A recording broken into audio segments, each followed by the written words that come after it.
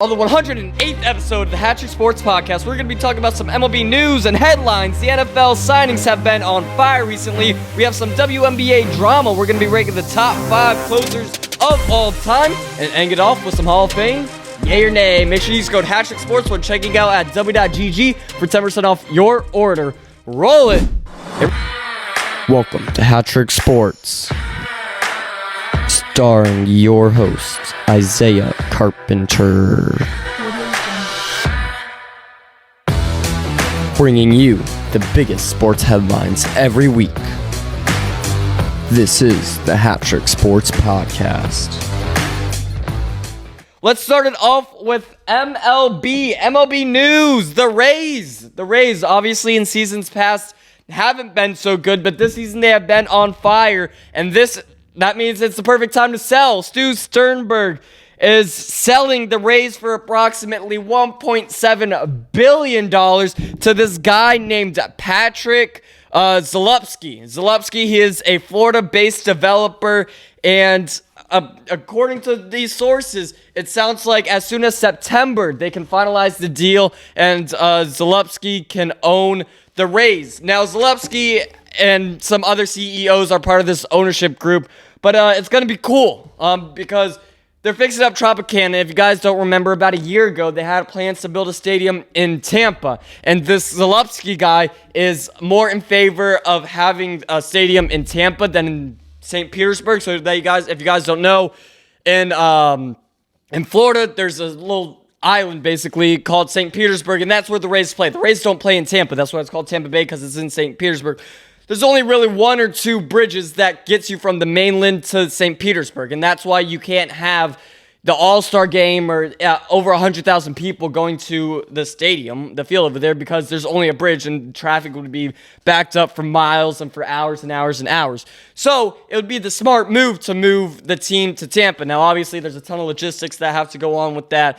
They got to build a stadium. The tornadoes and hurricanes just last year in Tampa kind of ruined Tropicana and ruined the plans for them to move to Tampa instead of Tampa Bay and St. Petersburg. But this Zalupski guy sounds optimistic about moving to Tampa, which I'm all in favor for, not just because it's closer for me, but because it's more accessible to every other MLB fan in Florida and ever. Like, if you're flying in, you're not flying into St. Petersburg, you're flying into Tampa, Orlando, whatever. It's a lot closer. It's a lot closer, and it makes a lot more sense. Closer to Disney. And I guess if you're trying to make that trip, I was going to talk about something else with that.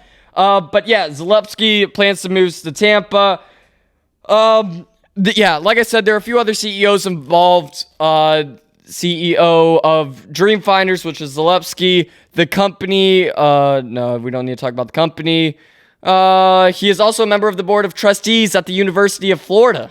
Go Gators. The new ownership group also reportedly includes Bill Cosgrove, the CEO of Union Home Mortgage, and Ken Baby, I don't know, owner of Akron Rubber Ducks and Jacksonville Jumbo Shrimp, both minor league teams. A year ago, Sternberg had the deal. This is what I was talking about. Sternberg had a deal in place to build a new stadium in the historic gas plant district, a reimagined recreational, retail, and residential district in St. Petersburg to replace Tropicana Field. However, after Hurricane Milton shredded the roof of the stadium last October, forcing the Rays into temporary quarters, Sternberg changed his tune, saying the team would have bare access costs that were not in the budget. And after that, Rob Manfred basically urged Sternberg to sell the team, and it sounds like it's finally happening. But it's a great investment for Sternberg because he bought the team in 2004 for $200 million, and if he's now selling it for $1.7 billion, I mean, I think that's a plus. I'm no mathematician, but I mean, if he's 7xing, more than that, 8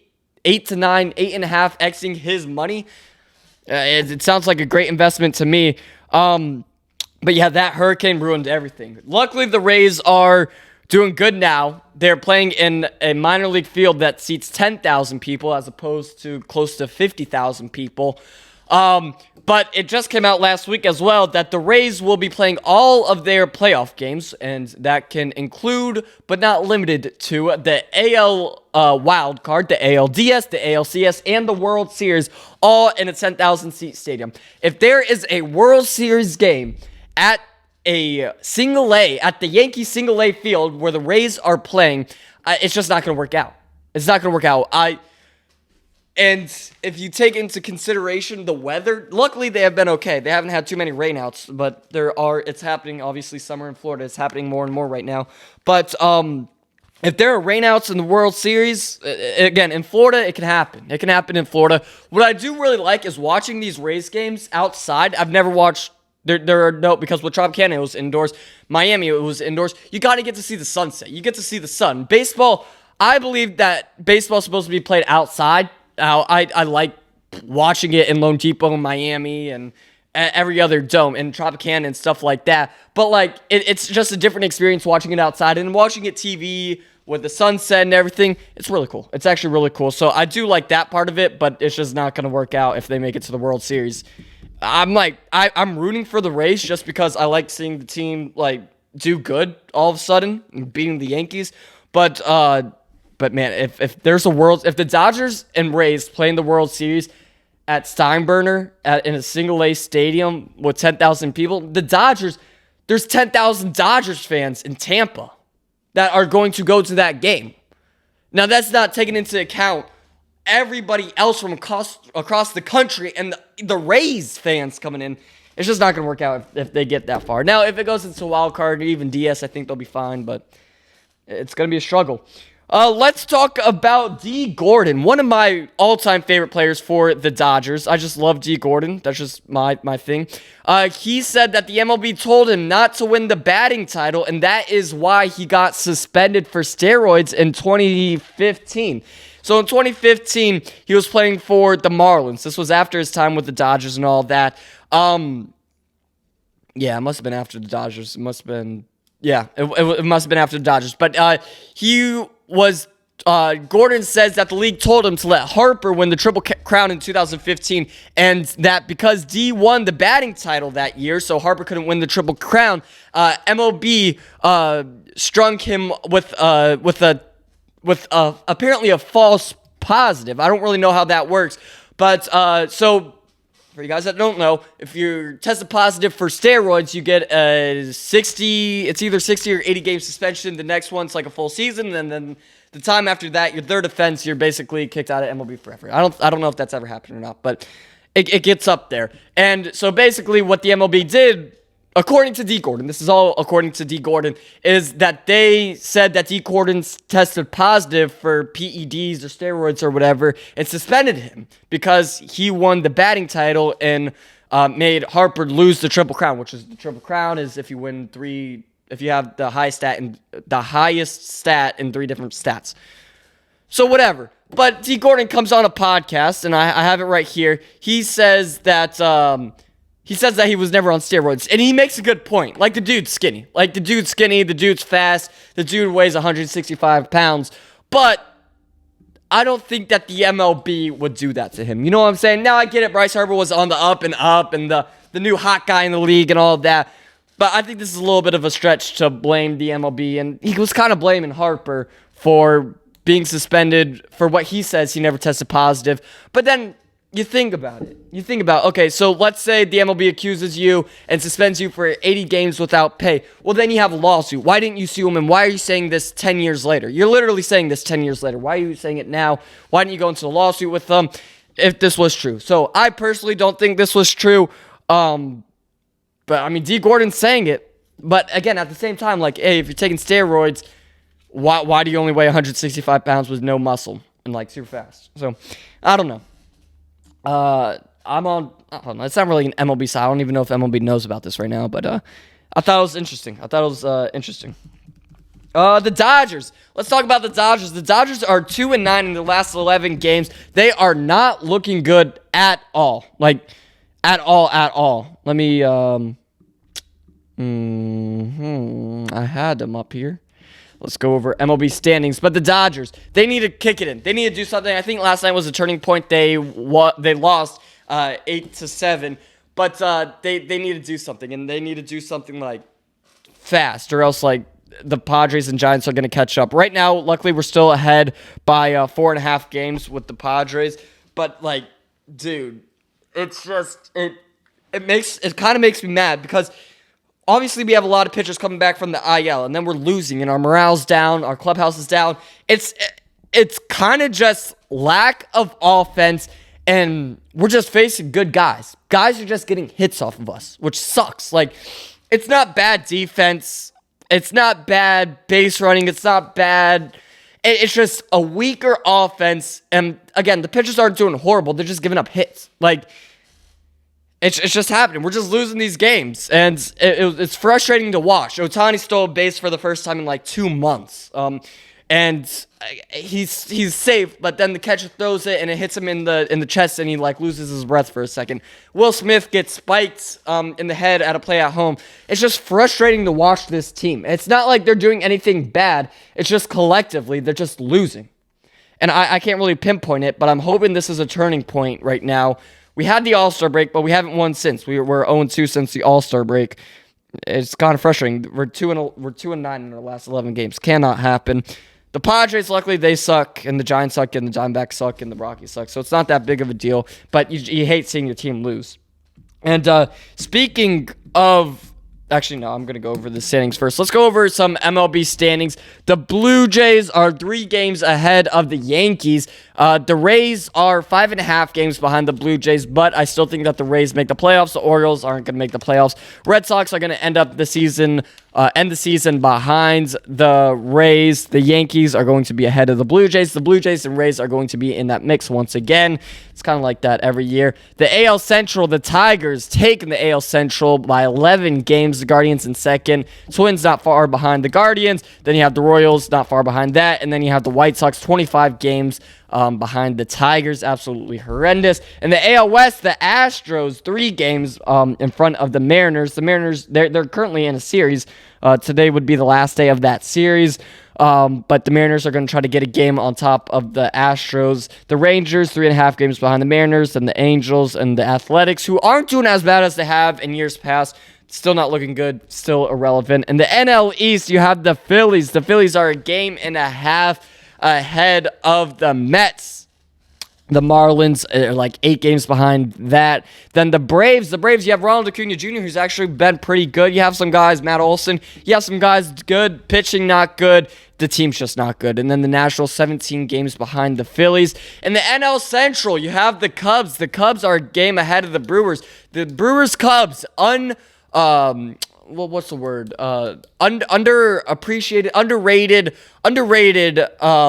underrated rivalry. The Cubs and Brewers, I feel like not a lot of people are talking about that. They're within a game, and then the Reds are way down there. You think of Elly De La Cruz and all of that, kind of a waste. But hopefully the Reds in the next 5 years can get ahead of one of these 2 teams. Cardinals, kind of by the Reds, and then the Pirates, 20.5 games back. I say this every podcast. I feel bad for Paul Skeens. I mean, Paul Skeens has got to go, has got to do something with his career. He can't waste it with the Pirates. And then the NL West, we kind of already talked about. The Rockies, 33.5 games back. Will the Rockies win over-under? I think I'm going to set an over-under right now. Over-under 44.5 games for the Rockies for the entire season. So we have half a season left. They are 96 games in. There's 162 games in a season. Can they do it? Can they win 44 over under 44.5 games? They are 4-6 in the last 10 games, so they're on the up and up. Let's talk about Shohei Ohtani. Shohei Ohtani wrote a children's book about his dog Decoy. I was shocked. I didn't know that this was happening. Shohei Ohtani has already made history as both a pitcher and hitter in the Major League Baseball. Where are we going? The book is a children's book. It's a 32-page children's book called Decoy Saves Opening Day. He posted it on his Instagram with his dog Decoy. Ohtani co-authored the 32-page book with Michael Blank that is set for release in February. The cover is an illustration of Ohtani and his dog with a baseball in Decoy's mouth, done by Fannie Liam. But the thing about this is it comes out in February. It's going to be a bestseller, whatever. We already know that. The book is about Decoy throwing out a first pitch for like the Dodgers. I don't even know if it's going to be for the Dodgers. I don't know if they can use the the Dodgers in the book. It doesn't look like it based off of the cover. There's no like Dodgers on the jersey or nothing. But he's throwing out the first pitch, but he forgets his lucky ball, so I'm assuming it's going to be something about that. 32 pages seems like quite a bit of pages, but I honestly don't even know what to expect. He realizes he forgets his lucky ball at home, and he has to get the ball back before it's too late. So Ohtani does do some like sponsored work and stuff for animal rescue organization. He hopes that the book publishing can support the work these amazing nonprofits do, helping dogs find their forever homes. But I mean, think about it. What can't Ohtani do? He signs a 10-year, $700 million contract. He announced he's married. He ends up getting married. He wins his third MVP with the Dodgers. He makes his first postseason. He wins the World Series. He has a baby. He returned as a two-way player. He's one of the best hitters and one of the best pitchers in the entire league. He writes and publishes a book, and like he's one of the best sports. He bets on sports like no other. Now that was a joke. I understand that people are gonna flame me for the in the comments. That was a joke about the sports betting and stuff like that. Obviously, Ipe. That's actually gonna make some people mad. But yeah, I'm excited. I don't know. I'll probably buy the book. I'll probably read the book, find something online. I don't really know how Shohei Ohtani can kind of do that. You know what I'm saying? Like, he doesn't. He speaks English, but like, does he speak enough to write a book? I don't know. Guess we're about to find out. Hey, more MLB news. The first half is over. The first half of the MLB season is over. What was the best moment of the first half of the MLB season? You got a whole bunch of stuff you could talk about. You have Soto's return to the Bronx. You could do that. Soto's contract. You could say something about that. The Giants getting Rafael Devers. Vladimir Guerrero Jr. signs a $500 million extension with the Blue Jays. That may be the biggest one. Acuna, on his first pitch back from an injury, he hits it yard. Ohtani's return to the mound. I mean, that's my personal favorite. Judge named captain for Team USA in the World Baseball Classic. Skubals, this may be one of the best pitching performances of the season so far. Skubal, 13 strikeout, his Maddox game.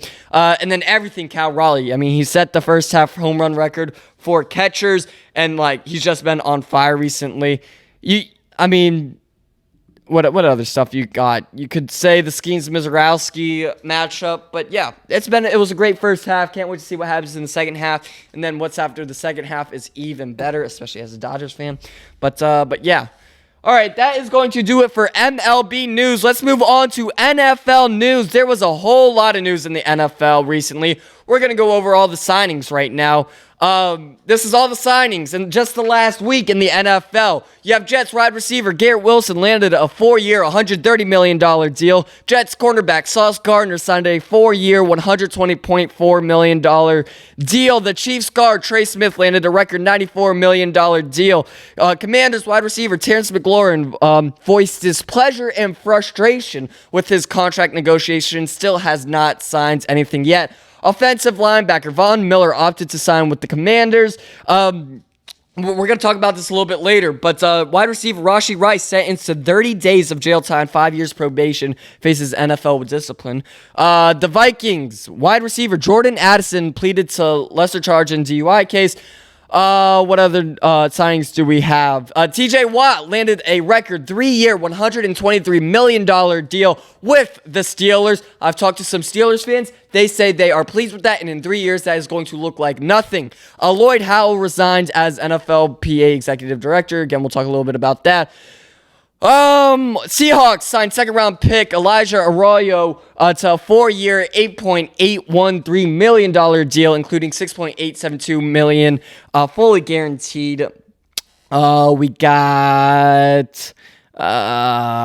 got more news here. Chicago Bears reached agreement on the 18th, reached agreement with second-round pick wide receiver Luther Burden III on a fully guaranteed $10.965 million contract.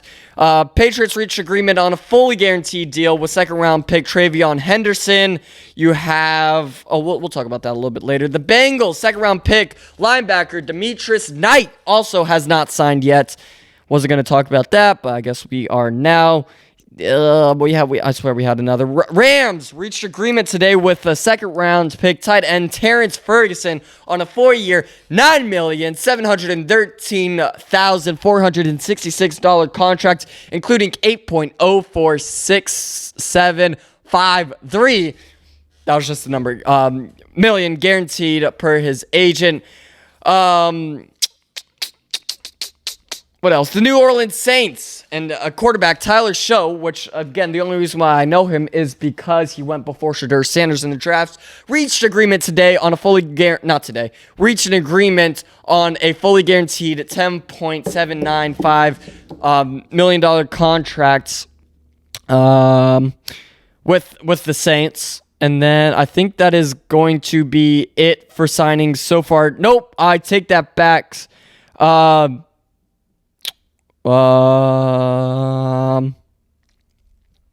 that it? Panthers reach agreement tonight with second-round pick linebacker Nick Scott and Panthers executive Dan Morgan and Brant Tillis finished the 4-year deal tonight with the agents.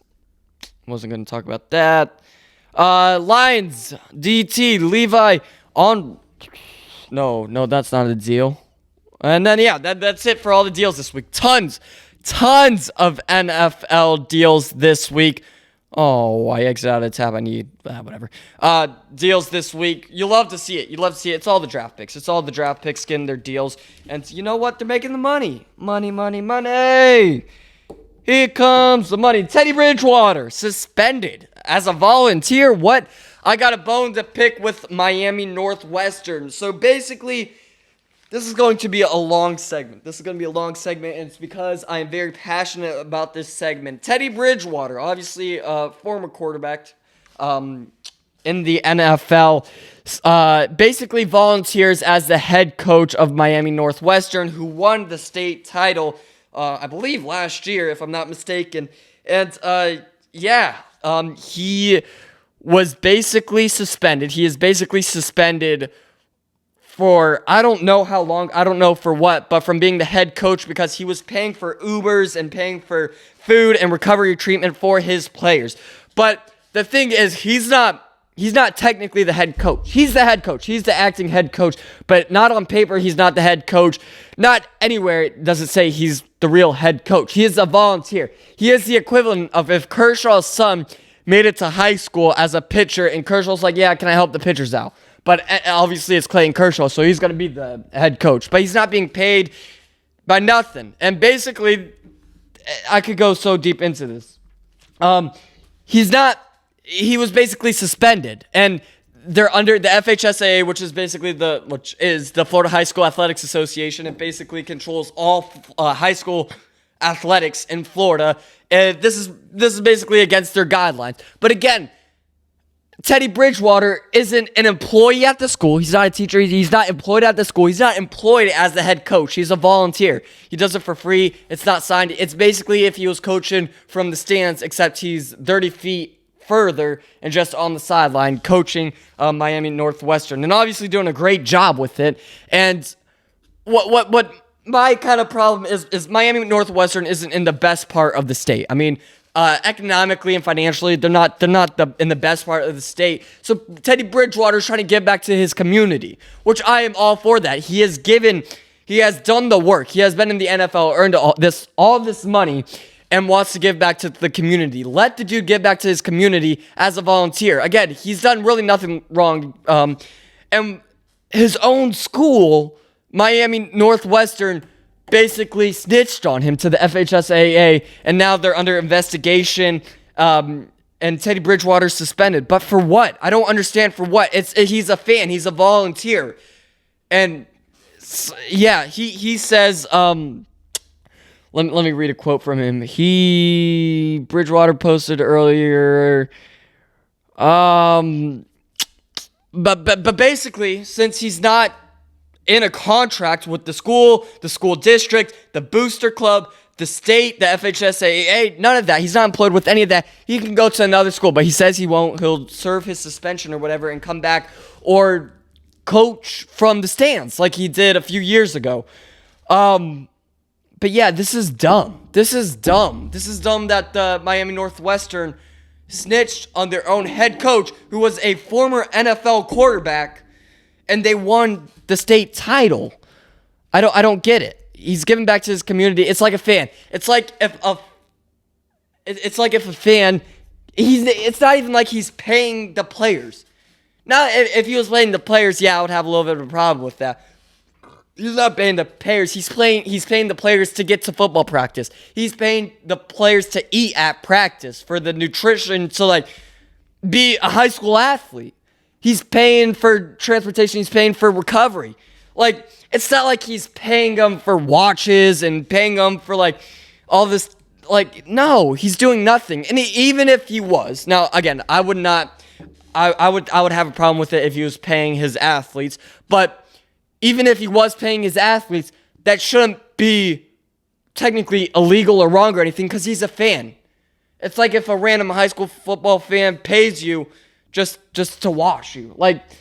You could say you sponsored the athletes or something like that. Teddy Bridgewater's done less than wrong. He's done more.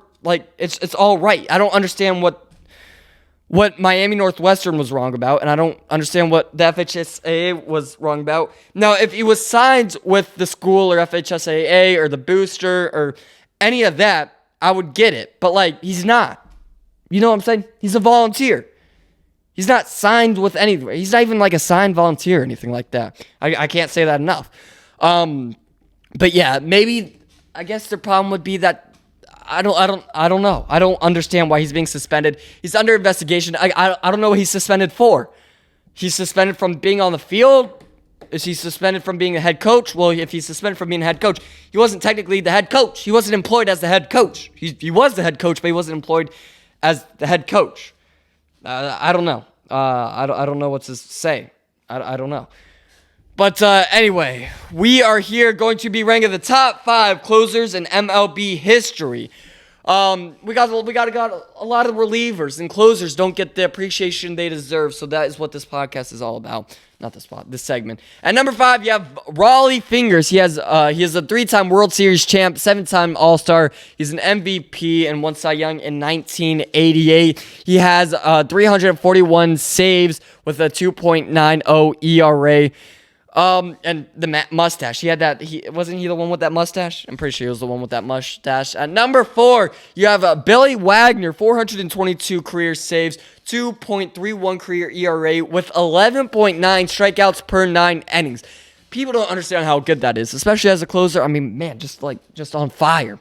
7-time All-Star, 8 seasons with 30-plus saves. I believe he just was inducted into the Hall of Fame just a few months ago in January, if I'm not mistaken. A lefty throwing 100 miles an hour in the 90s. Yeah, a closer throwing 100 miles an hour in the 90s. You just didn't see that often. Dennis Eckersley, 390 career saves, plus he had 151 career wins as a starter, AL MVP, Cy Young in 1992, 1.91 ERA, and a .91 WHIP over a decade as a closer. He kind of made that closer role, in the last inning, kind of like what Kelly does, and I don't know. He kind of made that closer role, that last inning, 9th inning closer kind of thing. You had the reliever. Again, kind of back then, you have the starter, 1 through 6, relievers, 7 and 8. Then you have the closer in the 9th inning. And number 2, you have Trevor Hoffman. He has had 601 career saves, 2nd all-time, 2.81 career ERA, 7-time All-Star, in a Hall of Fame. He was inducted in the Hall of Fame in 2018. But that is no match to the greatest closer of all time with 652 career saves, MLB record, a .70 ERA in the postseason, most dominant October reliever ever, 13-time All-Star, 5-time World Series champion, Mariano Rivera, inducted into the Hall of Fame unanimously, the only player to ever do that. That is your top 5 MLB closers of all time. All right, hey, let's move on to the WNBA. We don't talk a lot about the WNBA, and this is kind of given a reason to it. I'm a fan of the WNBA. I don't watch a whole lot. I'll watch a few games a week. But the WNBA had their All-Star game just a few days ago. I believe was last night, they had their All-Star game, and they all came out in warm-ups wearing a shirt that says, "Pay us what you owe us." And that sparked a ton of controversy all over social media. So obviously WNBA players don't... Whoa, hold up. My bad for you guys. My bad. So obviously the WNBA players don't make as much as NBA players just because there's not that revenue. The WNBA makes a fraction of what NBA makes. And it's not a popular league. And that's just it. I mean, I want it to be a popular league. It's just not. It's not a popular league. And so when you say pay us what you owe us, they're being paid more percentage-wise than from player to league than the NBA to league. You know what I'm saying? The percentage that NBA players make per what the NBA makes, the players to what the league makes is lower than what the WNBA players make to what the WNBA makes. You know what I'm saying? So, like, I don't really get it. Like, I get it. They want to get paid more, but where do you want this money to come from? The WNBA doesn't make a whole lot of profit, if any, anyway. Like, where do you want this to come from? So, like, I want them to see them get paid more. I want it to be a bigger league and all that, but, like, what do you want? Where are we getting this money from? Where are the owners getting the money from if they can't sell out a crowd? I don't know. I just don't know what they want from that. But yeah, that's just it. I mean, I don't get it. But that's going to be it for the 108th episode of the HatTrick Sports Podcast. Thank you all for watching. You can listen wherever you listen to podcasts, including YouTube for all the visuals. Make sure you follow HatTrick Sports on TikTok, Instagram, and YouTube for all sorts of social media and new series coming out and all sorts of different stuff like that. And make sure you use code HatTrick Sports when checking out w.gg for 10% off your order. And we will see you guys next week for episode 109.